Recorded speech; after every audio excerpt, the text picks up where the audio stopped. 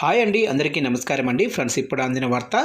ఇక ప్రపంచమంతా షాక్. 2000 మంది కన్నుమూత అంటూ అప్డేట్ అయితే రావడం జరిగిందండి.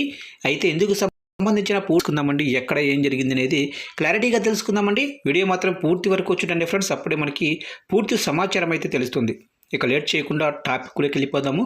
ఫ్రెండ్స్, నాది ఒక చిన్న రిక్వెస్ట్ ఫ్రెండ్స్, ఇంతవరకు మన ఛానల్ని ఇంకా ఎవరైతే సబ్స్క్రైబ్ అయితే చేసుకోలేదో సబ్స్క్రైబ్ అయితే చేసుకోండి. ఎందుకంటే ఇలాంటి ముఖ్యమైన అప్డేట్స్ ఎప్పటికప్పుడు మీకు తెలియజేస్తుంటారో, మీరు కూడా మిస్ కాకుండా ఉంటారు.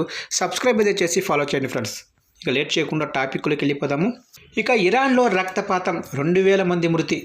ఇక ఇరాన్లో ప్రభుత్వ వ్యతిరేక నిరసనలు తీవ్ర హింసాత్మకంగా మారాయి. ఇప్పటి వరకు సుమారుగా 2000 మంది మరణించినట్లు సమాచారం. ఈ మరణాలకు ఉగ్రవాదులే కారణమని ఇరాన్ అధికారులు ఆరోపిస్తుండగా, భద్రతా దళాల కాల్పుల వల్లే పౌరులు ప్రాణాలు కోల్పోయారని మానవ హక్కుల సంఘాలు పేర్కొంటున్నాయి. ఇక ఇంటర్నెట్ నిలిపివేతతో పూర్తి వివరాలు తెలియటం లేదు. అమెరికా జోక్యం చేసుకుంటే తీవ్ర పరిణామాలు ఉంటాయని ఇరాన్ హెచ్చరించింది.